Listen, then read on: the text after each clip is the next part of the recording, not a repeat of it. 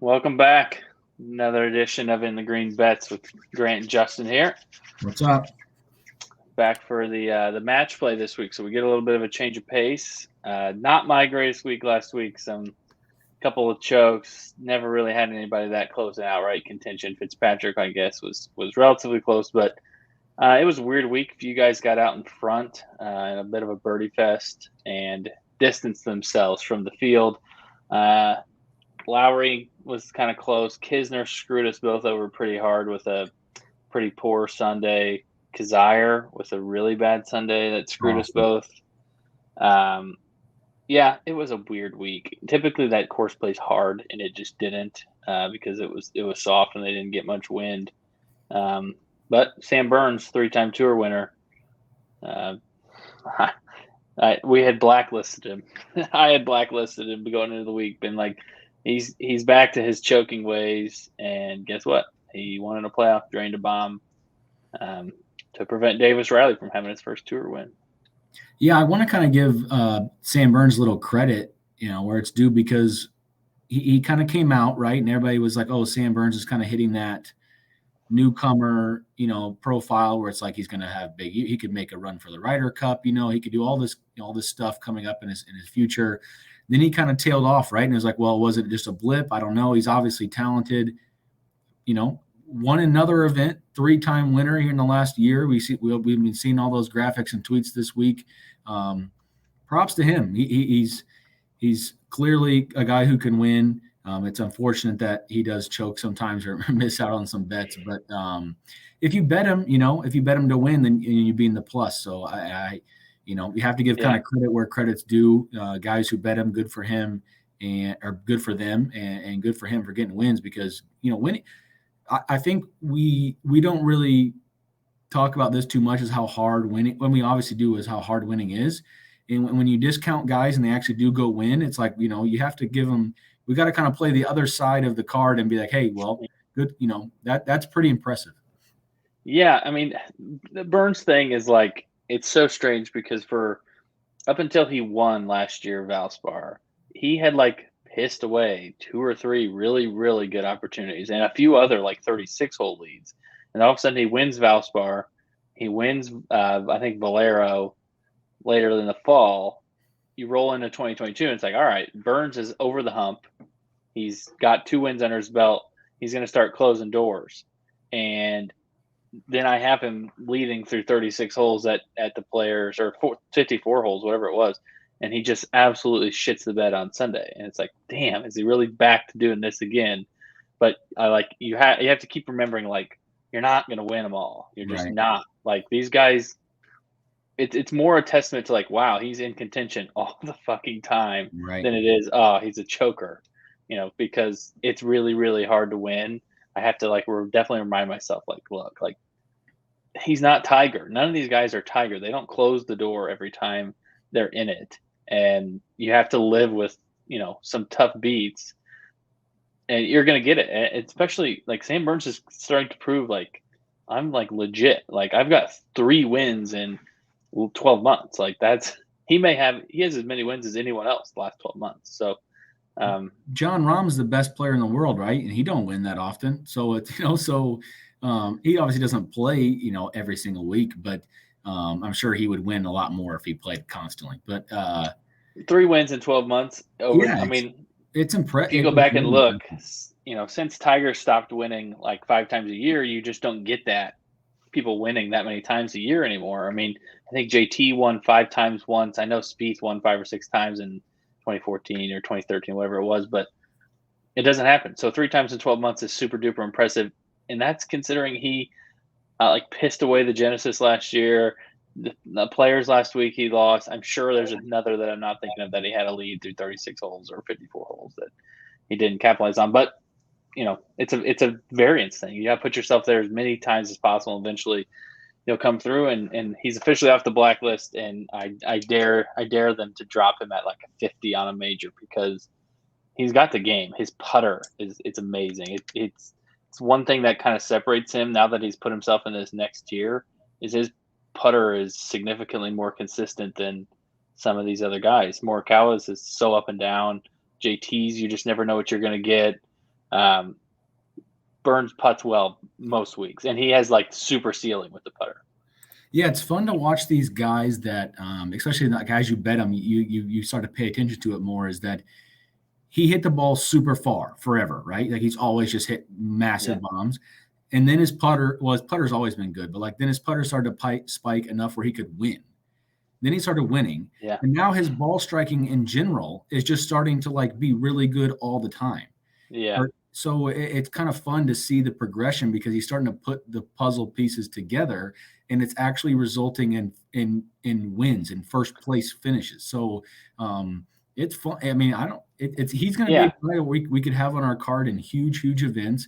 I'm not sure it'll cash this year. I'm not sure it'll cash next year, but he'll be around for a long time. He's got the talent, and he's a guy who we could end up making, a pretty big ticket on him, here in the next couple of years. And like he doesn't have the same floor that I think like Rahm or Hovland or those guys have. Like he misses more cuts than those guys because his variance is a little bit higher, but his peaks, when he peaks for a tournament, right, he's in the upper echelon, no question about it. So it'll be interesting to see if he can pick off more wins over the next couple of years because, like I said, 3 and 12 months is he's not a lot of people can say that over the last couple of years. So, but nevertheless, we're moving on. WGC Dell Technologies Match Play. This is just a strange event. I don't mind just switching it up. I think there's only a handful of guys that are skipping it. WGC's is usually top 50 in the world, and then it's just a world ranking kind of thing for the most part to get in. Particularly this one, it's just world rankings. So I think you'll see that in the bracket. You'll see those in the bracket how they rank them. We've got 64 of the top 70 here, I think, something like that. Because I think 6 guys have that aren't committed to play. Yes, Rory being one. Bryson's back. I think that's a little bit of a it'd be interesting to play. The format's a little weird, so it's gonna be hard to if he doesn't win his first thing, it'll be it'd be like, oh wait, well it's a weird format, but it'd be fun to see him play again. I'll kind of get into it a little later, but I'm pretty sure I just looked earlier. Jon Rahm was the only high seed to come out of his come out of his pool last year. So there's going to be some value. There's going to be some chances. This is almost like it's funny how it matches up, and I'm sure there's a little strategic, in here is that with an NCAA tournament, right? You have the bracket, you have the underdogs. It kind of fits the mold for the betting cycle we're going through right now. So you can kind of take some long shots and have a little fun. Yeah, and Rahm being the only top seed to get out last year, I think, is a bit of an anomaly. If you look back at this format's been in place since 16, and there was no tournament in 20. So I think we've had 5 years of this. Other years, it's been like between 5 and 9, and so one top seed getting out last year, I think, might be a bit of a weird deal. Like I would expect to have at least a few, but the format, just for people who don't know, the 64 guys in the field. 16 pools of 4 players. They will play the other 3 players in their pool Wednesday, Thursday, Friday in match play. The player with the most points after those 3 rounds gets put into a bracket, 16-player bracket, 2 rounds Saturday, 2 rounds Sunday to determine the winner. Straight bracket play after that. Grant's got the bracket. We'll talk about it here in a minute, how it kind of matches up, how the pools will match up. But Wednesday, Thursday, Friday is kind of the big time to make it out of your 4-player pool. The way it works is, as far as splitting players up, they just chunk it into, they just go down the world rankings. Top 16 in the world rankings are, I guess you would call it A players, and then there's a set of B for the next 16, C and D. It's random. There's 1 player from each player set in each pool to try to make them, even. And there's some weak pools, in my opinion. There's some strong pools. It's kind of hard to capture exactly how people are playing with world rankings. So you get some guys who are down there but playing awesome with some guys at the top who are also playing good. So There's a lot of value in the pools, in my opinion, because it's match play. It's so much different. We've seen some strange winners here, and some really strange people make it through to like the quarterfinals, semifinals. Yeah, and you can do this any week. You can always bet guys head to head every single day, right? That DraftKings offers that every single week. But it's fun because you can have the long shot outrights, and then you can bet them during their day. So you could really theoretically bet a guy like Kevin Kisner, bet him to win, right? You could still make money on him if he doesn't win his pool. Like the opportunity's still there to cash on that. So it's kind of a weird like way that it's like a different way of profiting, which is pretty fun. So the one thing I'll look at is that there's going to be some popular non-1 seeds in these pools. Like Shane Lowry is a guy I talk about. A lot of people are going to pick Shane Lowry to come out of his pool. Yeah, but just had him as an example is that you can kind of fade those things also. Yes. Crazy shit happens. Like who knows? Oh, it's a crapshoot. The crazy thing about the match play is like, yes, you want to play well and you win your match by playing well, but you can win a match playing like shit. Right.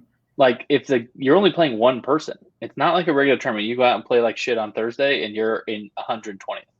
You may win. You may play like shit and win and have a point that you shouldn't have got because the guy you played against was playing bad that day as well. So it's a total crapshoot as far as that goes. You may play awesome and lose. Like that's the other thing is you may just absolutely bring it and lose, or tie or whatever. So that's the other thing to mention. They don't go to extra holes Wednesday, Thursday, Friday because you just get a half point for a tie. That way players aren't playing like enormous amounts of holes because they already are playing a ton of golf if you make it pretty far. So outright market. Let's start with the outrights because I do think Sorry. Can I pause you 1 second? I'm going to share my screen. This is just. We didn't talk about the golf course. We should probably mention I know this is even separate. This is kind of like just comedy. I may have to pause my Cameron Chingali fanhood. Okay. I'm gonna share my screen for everybody. It's been a bit ugly for old Cam. You want to see ugly? Look at this. What in the world are we doing here? Cowboy boots, and he's posed up against the wall with the hand on the hip. He's got the Grayson fit. We might have to put him on the back burner for a while because I can't get over this picture. That's a borderline blacklist right there for at least a week. That's really bad vibes if I've ever seen him. So that's just something I wanted to bring up because I can't see this and then bet a guy like that. Yeah. All right. Quick course preview. Austin Country. Is it Austin Country Club, right? Is that the name of this place? Yeah. It's a Pete Dye design. They actually completely not redid the course, but like revitalized the course before the match play came here in 2016. In theory, a Pete Dye course is typically like hit it here, some tricky spots, some risk reward stuff, and there's definitely risk reward out there. The 2 9s play significantly different. They're just not similar 9s. There's a decent amount of water on the back 9, but we've seen bombers succeed here. So typically Pete Dye his courses kind of bring everybody into play because most of the holes you got to hit it to a certain spot, play from there. It's a ball striking deal, typically with some difficult around the green stuff. It's weird because Day was a bomber when he won. DJ was good. Bubba's won this. Rahm's been good. I kind of think anybody can compete. Kisner won. Horschel won. So I think most people are live no matter how you play. For me, the one thing that I look at every time when I'm thinking match play is short game because it's the most like to me, it's the most momentum building and backbreaking type of like parts of a match play. Like you miss the green, the other guy's like, oh, open door, hit it to 20 feet. Wow, well, I got up and down again for par to have a hole, to have another hole, to have another hole. And we've seen guys with awesome short games. Horschel's a good putter. Kisner's a really good short game player. Jason Day's an amazing short game player. So unless you're just striping it, there's a lot of value in around the green and putting for me. I was making notes, And the first thing I saw, I was going through the PJ Splits or the PJ Splits tweet. I don't know if you saw it, and it's like everybody's record in match play, and then everybody's record here at the course at this course in Texas match play. There's a couple things that stand out. Okay, I'm gonna give you a couple names: Luke List, Corey Connors, Colin Morikawa. This was prior to his putter getting a little better. Sebastian Munoz, who's another bad one. These are bad match play players, correct? Yes, these are bad match play players. These are guys who can't putt. These are guys who cannot make putts. It's hard. You got to make your par. You got to make all your par putts. You got to make your easy birdie putt. And imagine that pressure when it's like, hey, it's not about like making it now and I'm missing it now and making it Saturday. You got to make it right now. Yeah. So I think there's some opportunity there to kind of fade some of these guys, in their individual day matchups, because if they can't make par putts, they're going to lose. These guys are way too good to make bogeys against. So that's kind of an angle that I'm going to take. And then if you follow PJ Splits on Twitter, I recommend kind of going and looking at his thing, because it shows you their match play history, and it's pretty obvious. Like he has it red and green. He has it all colored up. These red players are guys who literally can't make putts. It's really obvious. So take that into consideration when you're making your bets this week. Yeah, definitely. All right, let's dive into outrights here. We'll try to keep it pretty short because I'm not sure that's where the value is this week. Obviously, and as weird as the winners have been here, I'm staying away from the top. I definitely could see Rahm or Hovland winning. I mean, Hovland's putter maybe could keep him from winning, but his ball striking has been like really, really good.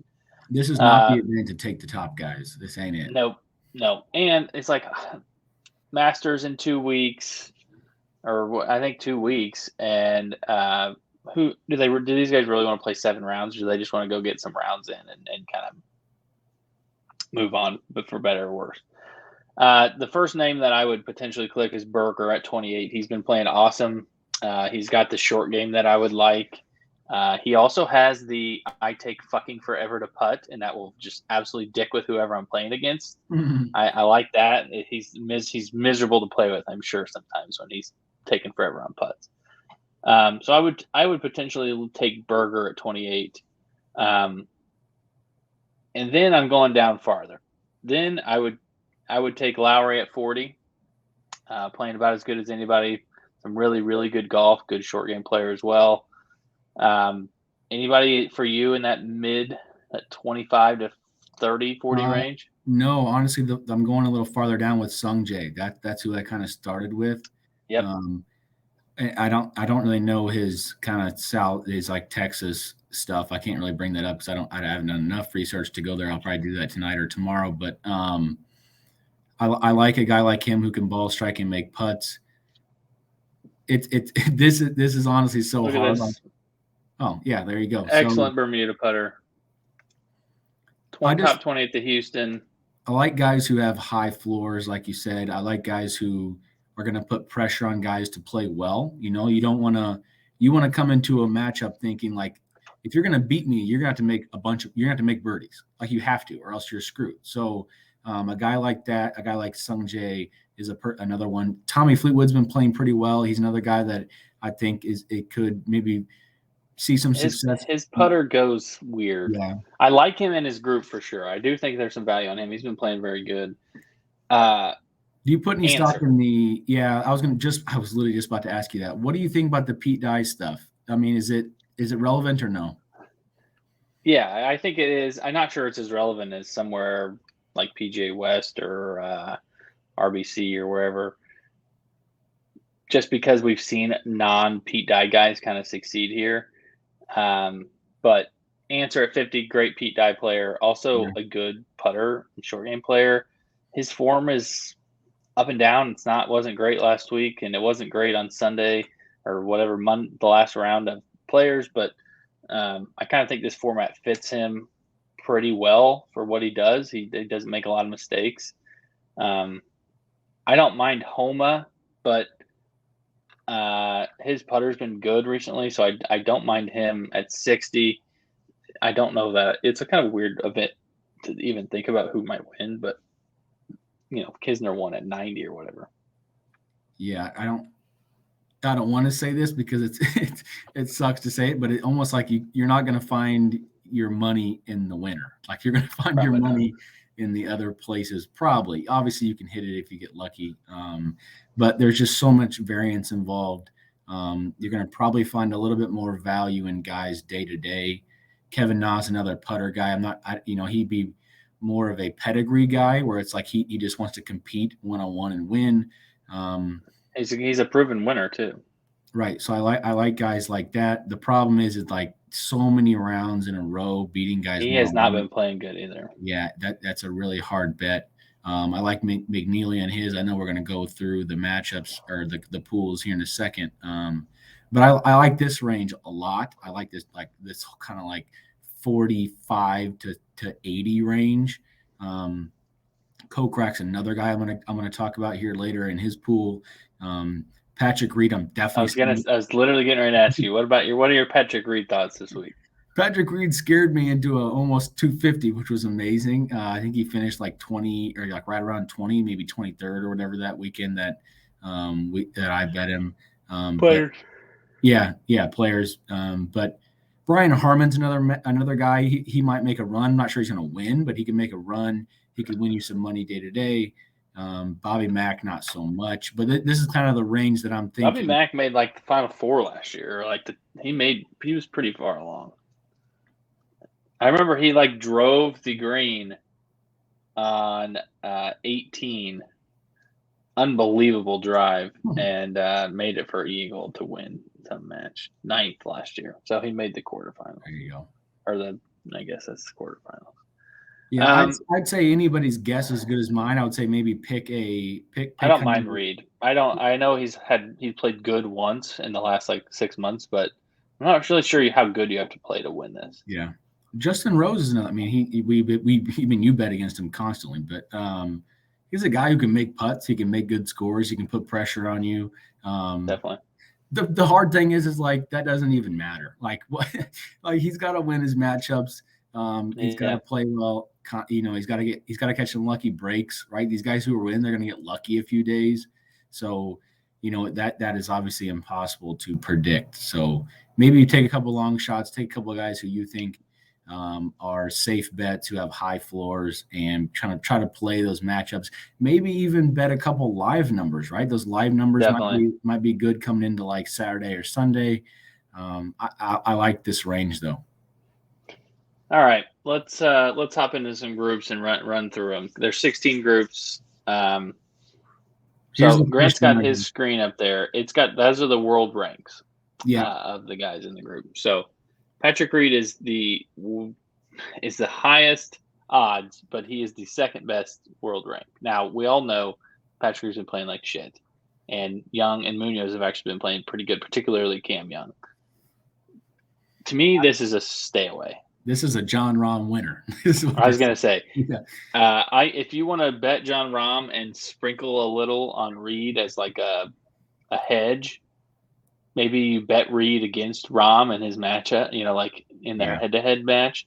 But this is bet John Rahm and just kind of move on because I like the other two guys, but John Rahm is so much better than everyone else in that group. Yeah, let's go to your boy Lowry's group. I think you could bet against Lowry in this matchup just because of how popular he's going to be, or in this pool. All right, I'm going to hop over here and pull up the odds real quick. So Brooks and Lowry are the co-favorites, plus 220. Van Rooyen plus 275, and Varner plus 300. If you're betting Varner or Eric Van Rooyen, just go throw that money straight in the toilet because they're not winning this group. I'm sorry. To me, I'm going to bet Lowry. That's one of them I like, plus 220. He's been playing very good. This course makes a ton of sense for him. This format makes a ton of sense for him. So I don't have any. I know Brooks is fine, but I'll take Lowry. Let's put him in there. Like I said, I'm kind of against you here just based on popularity and Brooks's value. I mean, I bet Brooks. We both do. We bet Brooks all the time. So You just hope that his like competitive juices come out. If they don't, you're kind of screwed. But Yeah. if they do, you have a chance. And that Brooks-Rom matchup would be awesome. So that would be kind of fun. Yes, it would. Let's move on to the next one. How about you pull it up? All right. So Bryson 220, Gooch 225, Westwood 240, and Bland 350. Got the old Dick Bland in here. An interesting group of guys. To me, this is like if you bet this, you might have a gambling problem, because you have no idea what's coming out of the bag with Bryson. No clue. Gooch has been pretty good, but he definitely mixes in some bad tournaments. Westwood has been like borderline bad. I know, but he's had I think his like PJ's, his rounds. Where's he at in here? Oh, he's not in. He ranks 57th in my model out of 64 players. Well, no, I can't see him. Oh, he's way here at the bottom. Look at that. He's got over 70 match play matches in here. Well, yeah, he's played in a bajillion Ryder Cups. Right. So I kind of like that, but you might want to take a long shot here. Gooch might be the play. Gooch would be the safest option in my opinion. Westwood's form is bad. It's just straight up bad. I don't know if you've looked at it much, but it's not good. No, I haven't even done a lot of research. Apologies to Dick Bland. No thanks. All right, let's go on. We kind of both like Homa in this one. Yeah, so I'm going to try to find the odds here. Even though DJ is like match play like LeBron. Like he's like the perfect guy to like have in a match play. All right. Obviously, DJ's the favorite, plus 165. Homa 230. Hughes 300. Wolf 4-1. You're not betting Wolf at 4, that's for sure. No, although he could fuck you over and beat your guy or tie your guy because he plays his one good round against Homa or against Hughes or whoever you decide to bet. I like Homa here, but DJ is really hard to bet against in this. DJ was so weird. He played like pretty average. He played good first round at Players, really average for 2 rounds, and then shot the round of the tournament Sunday. Comes back the next week. I bet him at 18-1. Comes out, shoots 4 under on day 1. It's like, all right, like DJ's gonna get some mojo back. No, he proceeds to like finish like 40th. I don't know what's going on. I do like Homa at those odds. His form is very good. He's doing like the stuff that you want. He's putting well. His short game's been good. He's a good iron player. So yeah, let's move Homa along here. Okay. This is my Tommy Fleetwood. Personally, that's who I'm going to have in this group. But this has a lot of potential. This is a great group. Yeah, I think honestly any of these guys could win. I honestly think most of these guys could win the whole thing. Interesting. Go look at Poulter's match play record. You go look at his record at this event. His record at this event is pretty damn good. So Scheffler 2-1. Fitzpatrick 250, Fleetwood 275, Poulter 3-1. Obviously, I'm talking up Poulter. I think that he's a sneaky play, but for me, I would take probably Fleetwood at 275. But Fitzpatrick has like 6 top 10s in a row, so it's tough. That's a tough one because I think you stay away from Scheffler, although he got second here last year. 45-19 overall, 8-3. At this club, that plays. To me, he's an obvious DFS play. I was messing around with some lineup optimization stuff on Fantasy National today because they have it. I don't know how these people are that smart, but they have it all set up to where they won't build you any lineups that you couldn't get 6 of 6 into the last 8.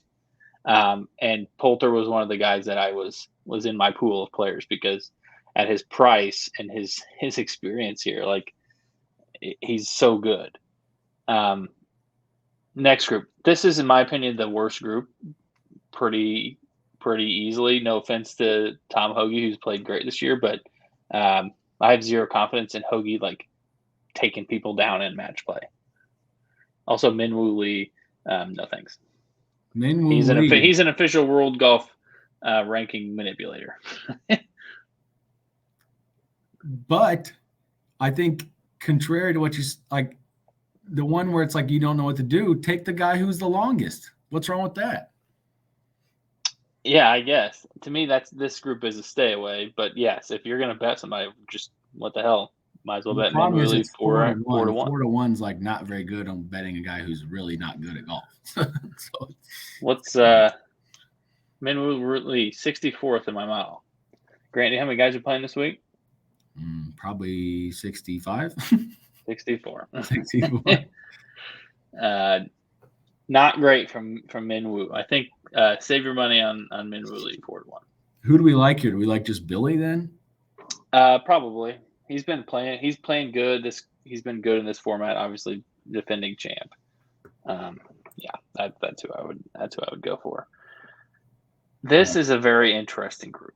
You have Bezadenhout, who this format to me makes a lot of sense for because his short game is so good, and this course doesn't require you to hit it far. Siwoo Kim is the Pete Dye specialist of all Pete Dye specialists. Berger is playing great golf, and I personally think this makes a lot of sense for him. And then Hatton just finished, had 2 great finishes, and is like super volatile, but could be awesome. So I honestly don't know where you go in this group. I think you take maybe Hatton to win, right? Or well, if you have Berger to win, it's kind of that's the hard part is like betting 2 guys that are in the same pool. This is where I would struggle because I think both of them have a chance to win, just based on Hatton's volatility and the way he's been playing. But why not take the Siwoo 3 because of the course? Yeah, let's take a peek at Siwoo's recent form. I think he has 26 at API, 3 top 26s earlier this year, gaining off the tee really consistently. Obviously, putter at Genesis was horrible, but that's on POA. Bermuda's even worse, which is kind of strange. But his Pete Dye track record is like pretty unassailable. Who do you want to move on, Berger or Siwoo? I think. Who do you think is more likely to win the group? I guess Berger's probably more likely than Siwoo. Yeah, the odds tell us that, but I honestly think that Hatton is a good play as well, but I prefer Berger. That would be my bet. This is one of those things where if you really want to start, just worry about return on investment, take both Berger and Siwoo because you're going to win either way, and just take the 2 versus 2 and hope that one of them comes out. So yeah. I'll go Berger. We'll go Berger and we'll move on. All right. Another interesting group because Mitchell's been playing good. Power's on a pretty good run from last year still. Sungjae makes everybody likes to bet Sungjae, and then obviously Cantlay's like stone cold killer, and also another Pete Dye guy. I'm not betting Cantlay. I'm just make sure that's known. Ain't happening. So I'm more of a Sungjae guy for this group. Yep, plus 260. I think that's a pretty good number compared to some of the other stuff we've seen. Obviously, Mitchell and Power in any one round like that, they could ruin your day. Obviously, if Siwoo were to lose to them, but I think I know what I'm getting with Sungjae. So yeah, I like it. Let's head back over. Let's go to the top with Morikawa, who doesn't have a good match play record, but I'm not really sure that matters based on his age and performance as far as how long he's been like an elite guy. I like Kokrak here. I really do.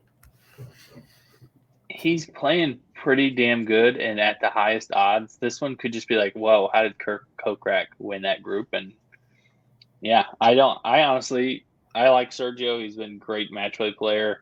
But his form's not amazing. So, I don't have any problem moving Kokrak on here. I think that would be the bet in the group at 3-1 for sure.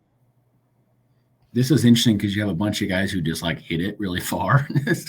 Yeah, and then you have the Morikawa ball strike or the Morikawa. Well, so you get the top group is a bunch of bombers and Morikawa. Then the bottom group is a bunch of bunters and Bubba Watson.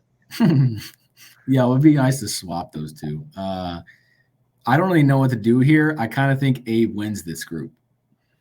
So I agree, but this is the group where I would just say, I don't know what's going to happen. I'll take Brian Harmon at 3-1. Yeah, Abe's not that far though. That's what I kind of like though, is I like having that like top seed as better odds. Brian Harmon's played it twice. He's made finished 9th and 5th. So he's got out of his group both times. I think Answer's right here too. That's what happens. Answer has not gotten out of his group. So I don't know. I like Answer quite a bit, but I would always just like lean a little bit higher odds because it's such a crapshoot. Let's move Brian Harmon on just for entertainment purposes. Yeah, what the hell? Next group is we have the ball strikers. I know who I like here, but the ball strikers, and then the guy who finishes high but never wins. Yeah, this is a flushers only group right here. Seriously, like when Noren's right, he can flush it with anybody, and those other 3 guys are certified flushers. So, this is a weird group because there's not a lot of putting value. Yep, tread lightly. Almost none with the Corey Connors, Paul Casey people. That's going to be careful there. I would take Casey just because he's playing well. I think his match play record, I imagine, is pretty good. Also, I think he's been decent here in the past. Yeah, some pretty good finishes. Made it through the round of 16 twice in the last 4 years. So I don't know. That's a weird group to me. I'm definitely not taking Noren or Connor. Although maybe Noren's the play because he's just like nobody. I was going to say maybe take the value with Noren because he can win, and the number kind of favors it. Louis, I mean he's so hard to bet against, and it's the wrong odds, right? But it's just not the right thing. I like Noren here, but I could be talked out of it. Who do you want to move on? I don't know. You decide. I think that this is a kind of a crapshoot group. Okay, we're going Noren just because this is where weird stuff happens. Yeah, definitely. This is a fun group. I like this group. Yes. So you get Takumi Kanaya, former number 1 world amateur, known world golf ranking manipulator. Shout out Tron Carter. Lucas Herbert, who made a fucking wild run, I think, in this last year, he won a tournament last year, right? Wasn't that him? Won the opposite field event. Mm-hmm.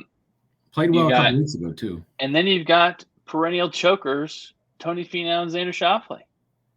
What do you do with this group? From a betting odds standpoint, you stay away because Xander's odds are not good enough.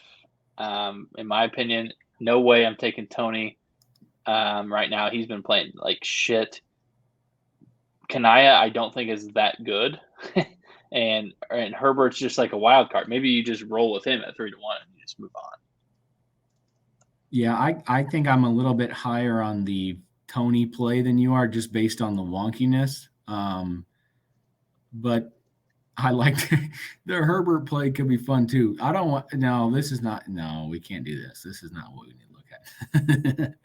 That's not very good. No, it isn't very good. You know what else isn't very good? This side of the board.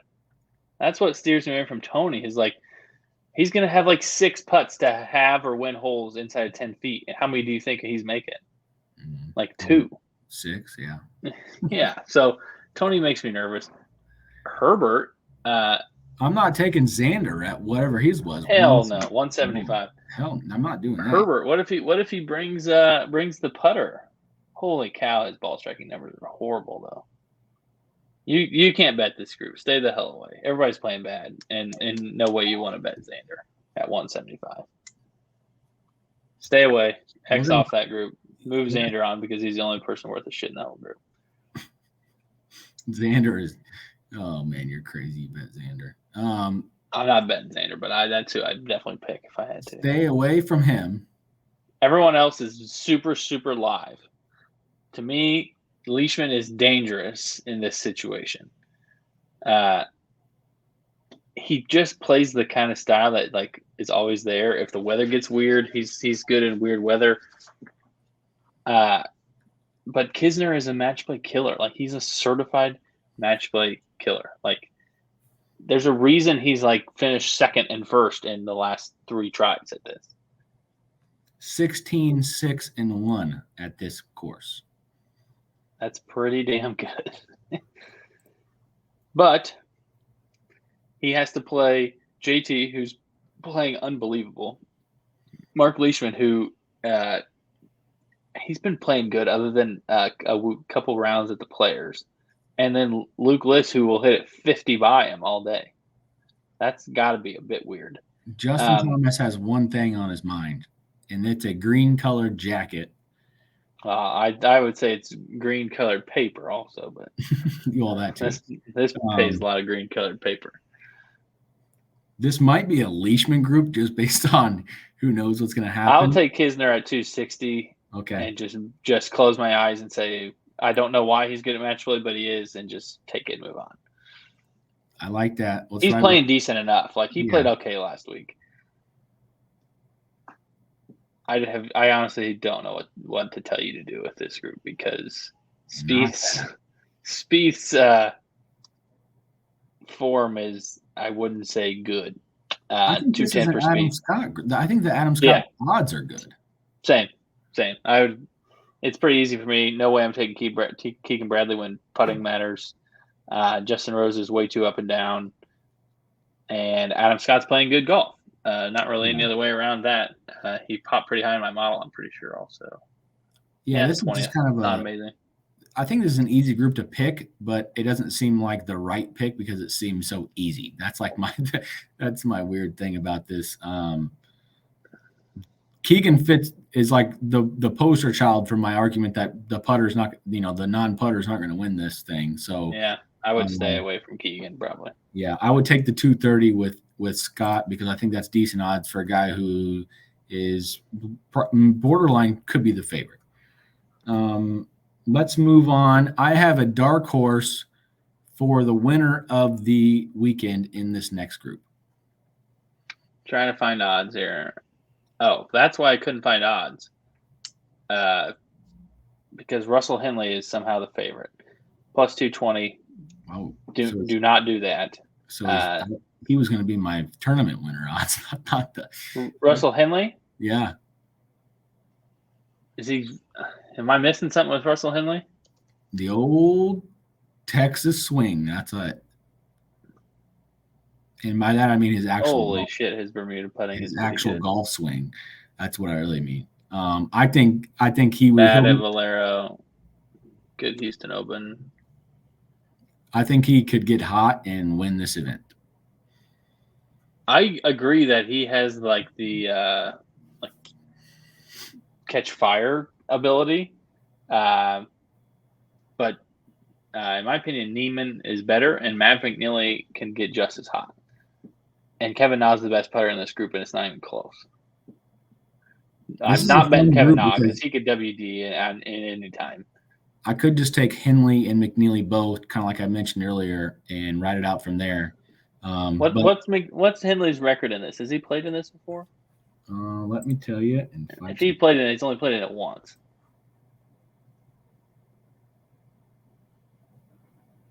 He hasn't been top 50, so maybe it would have been pushing it to think they played last year. He was 2-3-1 here, 4-6-1 overall. Just kind of wash. 2-3-1. That means he's probably not made it out of his group twice. 6 matches. I don't know. I'm fine with you doing whatever. I would probably bet Neiman. He's still playing the best. But this group's a crapshoot for me. If Nas putter shows up, he could just walk all over everybody. But why is Henley the favorite? I didn't even look at that, and that makes me now nervous about clicking. He shouldn't be the favorite. Shouldn't Neiman be the favorite? Yeah, maybe just popularity took over, and people don't want to bet Neiman. I mean, Is his ranking a little whopper jawed based on his win? I don't. Yeah, probably a little bit, but he also finished 6th at Farmers and 22nd at the Players. I don't know. Kevin Na's probably the play just based on him making putts constantly, and we're not sure McNeely can really do it. That many rounds in a row. McNeely makes me nervous because it can go really sideways with the putter. Yeah. We don't know what to choose. That means Russell Henley's moving on. Okay. Kevin Na lost 11.4 strokes to the field in 2 rounds at API. So remember back to that picture I showed you, Tringali's an official cross-off. This is the oh my God, I saw multiple of the worst putts I've seen all year. The Zalatoris Hovland chipping putting experience is be fun to watch. Be fun to watch him make up and downs. That'd be fun. Why wouldn't we just take Sepp Straka 4-1 and just say Zalatoris can't make enough putts and Vic doesn't chip good enough and just move on. Sepp's been playing good with some confidence. Yeah, that's what I like. We might just take that 4-1. Let's do that. That's what I'm saying. Let's do that. I like that. Look at the putting numbers from old Sepp there. Ooh. 3 top 15s his last 4 starts. The only miscut was post-win. I don't really care about that. We can throw that out. Still putted good. 16th at Farmers also. That's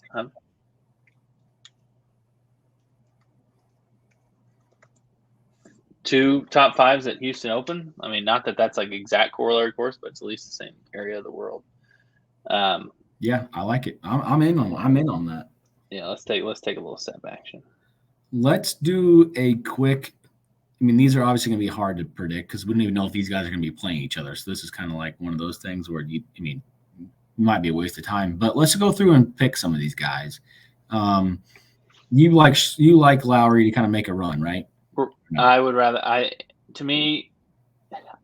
I'm considering a Ron. If it wasn't for majors, this would be. I think Ron wins this whole tournament. Okay. He's so due to win a tournament, and maybe this is it. He's played good here, so to me, that's Homa. Homa's putting better and a little less volatile. Yeah. Poulter, we both liked. We talked about that. Let's move him on. This group kind of sucks that these guys are up against each other because I like both of them. But I'm going to overpower you based on just going to the next one. I'm going to say Sung Jae wins. I like the little engine that could, Brian Harmon here. He's just going to bore you to death. Fairway green, make a putt over and over again. You're not going to know what happened. How frustrating is it when you play against a guy who just is in the fairway all day? Horrible. It's awful. It's like, Jesus Christ, he hasn't missed the fairway all day. I've been punching out of the trees all day. Out of principle, I'm not letting us choose Xander to win this. Oh, boy. That's an interesting pairing because I like Adam Scott. Same. I like Scott. Is Kisner really going to just keep winning this thing? Probably not. What a group this would be. Nobody in the world watching this, so I don't know. Henley gets hot with his irons and doesn't miss all day. He's just.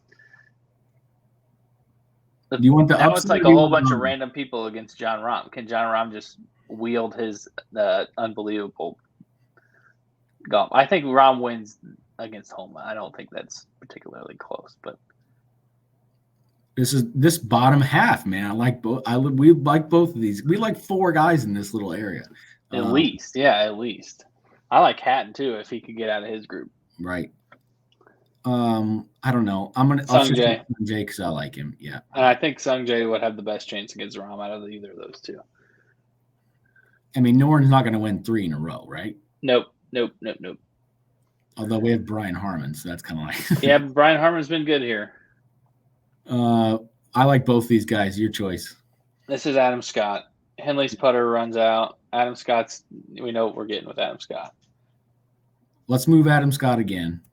Yep, Brian Harmon's not winning. And then this is up to John Rahm's motivation. At this point, John Rahm sees dollar bills. He says, "I'm beating Sung J M," and plays Adam Scott for the championship. I don't know, where's this? Oh, To me, Adam Scott. That's just based on is the number one rank going to actually win? That's kind of my theory here. But this is really Adam hard. Scott's 50-1, by the way. Perfect. I think we can both agree that that's a pretty good number. Yep, I agree. What's Adam Scott's record here? Just for, if it's bad, just don't say it. We'll have to say it now. Adam Scott right here, 21-22 here, 2-0-1. So that's okay. That's unfortunate that he was 2-0-1, did not get out of his group. Somebody in his group went 3-0, I guess. Or I guess somebody else went 2-0-1, but won by more holes or something. I don't really know what the tiebreaker is. It could be head-to-head too. I don't know how that works. Well, he didn't lose a match. 2-0-1. Yeah, that's true. It means he tied with the other person, and yeah, that's true. I don't know what it would be. I assume it's like something with the amount of holes that you won by or something. I don't really know. Yeah. I couldn't tell. Adam Scott, also a guy who's going to like the dollar bill action. So might be one of his last tournaments before he goes and says hello to the Saudis. So yeah, let's play into that. I like this exercise. That's a good number we can kind of both agree on. This was pretty fun because this is going to be. I mean, we went through that, and we might have literally every single one of those matchups wrong. So just let it be known that I think John Rahm is winning, but there's no real good way to bet that other than bet his group plus 150. Yeah, it'll be fun. Kind of in the spirit, like I mentioned, of March Madness, the whole bracket thing, guys playing against each other. I would recommend, highly recommend, look at odds every single morning, even in the afternoon. If you have some time, don't just look on, today and tonight or tonight and tomorrow, because I think the real grinders in the golf betting community, as you'd say, or even the people who just kind of try to kind of skim by week to week, like not skim by, but try to, make money every single week. You're going to find value in these head-to-head daily matchups. You're going to find value in a guy who makes out of his pool and is, 3/4 down the odds board, but still has a huge chance at winning just based on format. And I mean, you might as well have some fun with it. Bet a guy like Adam Scott at 50-1. He's got the talent for sure. Yeah. Real quickly, just because I think this number is not good. Villanova is currently 14-1 to win the national championship. We just saw how they played Michigan, who's not good in my opinion. And we just saw how vulnerable Arizona was. I think they have a relatively easy Final Four trek in that sense, and they have a great coach and a great point guard, and for whatever reason, they're the 8th favorite to win. So, I like it. What's Purdue? Purdue is 9-1. If you bet that, you're crazy. No, I was going to go the other way. I'm saying that number right there helps your other ones because they're not winning. So take the other one. Yeah, in my opinion, Houston's 9-1. Also, they are not winning either. I mean, they're good, but they're not winning. Texas Tech 13-1. They're not winning either. I don't know. They have a Player of the Year candidate in Gillespie and a great coach and a bunch of role players. 14-1 is a stupid number. Yeah, I like it. Let's have some fun this week. Pair it with, maybe even pair John Rahm with the college game. Like, why not? How about Villanova plus 240 to make the Final Four and John Rahm to win? That's got to be great odds. Let's see. It's 43-1. It's not as good as I wanted, but it's pretty good. This ain't a hard game, folks. This is not a hard game. All right. That's it. Good luck out there. And this is a weird one, so don't be afraid to take some underdogs. Yeah. What do we I know we're running long on time here, but who cares? Let's hit the F1 real quick. Oh, what about one and done? What about one and done? This is a weird event for a one and done. this may suck for a one and done, but I have this on my notes. This is the week where you can take someone crazy because the high ones probably aren't going to win. So it's like you don't want to waste a guy that you want later on in an event like this. Russell Henley is in the running for me. Yeah. So maybe what I would do, and this is a terrible strategy, is that shitty group. Who was that shitty group? Take potentially this is a Horschel week where you just say his group, his like pairings are horrible, and if he gets out, he wins me some money. Plus, he has clear upside. Yeah. Horschel, I don't know. Peters, Hoagie, and then Min Woo. That ain't that ain't a great TV viewing group right there. No, one and dones will be weird. I have two top fives now. Matt Fitzpatrick came through for me last week, got me a top five, but I'm still doing horrible. I have to hit a winner here at some point. Yeah, the guy in first had hit the last two winners for our competition, unfortunately. Yeah. We're jumping sports, but who cares? Saudi Arabia this weekend, Ferrari making a push. They're trying to, establish themselves as the top team this year. Bet those numbers. We learned this last week. I should have mentioned this. We kind of did, but bet those numbers before qualifying. Qualifying kills those things. So bet it who you think's going to win, hoping that they'll get in the top 1, 2, 3 on the grid, and you'll have a chance. I had Sainz. He ended up finishing second because of the Red Bull catastrophe. That's putting it lightly. I read on the Red Bull thing. It's like they're having fuel pump issues when the fuel gets to a certain level, allegedly. And they are not the only ones that have had that problem. Supposedly in practice, a couple other people had similar issues, but obviously it really screwed them over. Carlos Sainz to win Saudi Arabia plus 650. What's their Max? Car is who? Max 155. Leclerc is the favorite at plus 125. Carlos basically said last week, like, our car's super fast. I just haven't figured out how to drive it yet. And the fact that he was still like running pretty close is saying something. So if he can figure the car out a little bit better, maybe he can get closer to Leclerc's pace. Plus, it's a crapshoot. People can rack. Who knows? 650 is pretty good. I actually think it's Ferrari or Red Bull or don't bet winners. No one else was even remotely close to any of them. Yeah, my pushback on that would be, Leclerc. Obviously, Leclerc's in the same car, and if it wasn't for a Red Bull's thing, I mean, Sainz really, in Formula One terms, was not even close at his pace. Yeah, he was like 3/4 of a second off, and even Verstappen was 3 seconds off. So it's hard to bet that because he'll still probably. I mean, I bet Sainz last week. He finished second, and he didn't cash. So and he really wasn't even close to winning. So it's kind of hard, but I agree.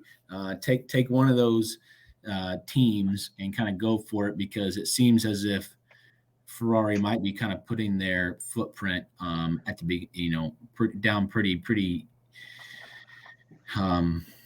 I mean, you know what I mean. I can't even think to say, but Mercedes basically admitted, like, we may catch up, but it's not going to be overnight. So I really don't think that they are live for wins or podiums at this point, unless something weird happens like last week. I do think they're pretty clear 5th and 6th, but they were not going to even really, really push. I mean, Hamilton was relatively close to Perez there at the end, but I think that Sergio Perez 225 for a podium is not terrible if their pace is a little bit better. Yeah, the Ferrari double top 6, could be in play. I'm sure those odds aren't very good, but yeah, take one of those two cars. We'll be on it again, and hopefully, maybe we'll see some more progress out of Red Bull this week. Ferrari double podium is minus 110. Yeah, I ain't doing that. Shout out to Haas, points. Alfa Romeo, points. Beth. K-Mag, baby. I love it. All right. Good luck out there, and we'll see you next week. See ya.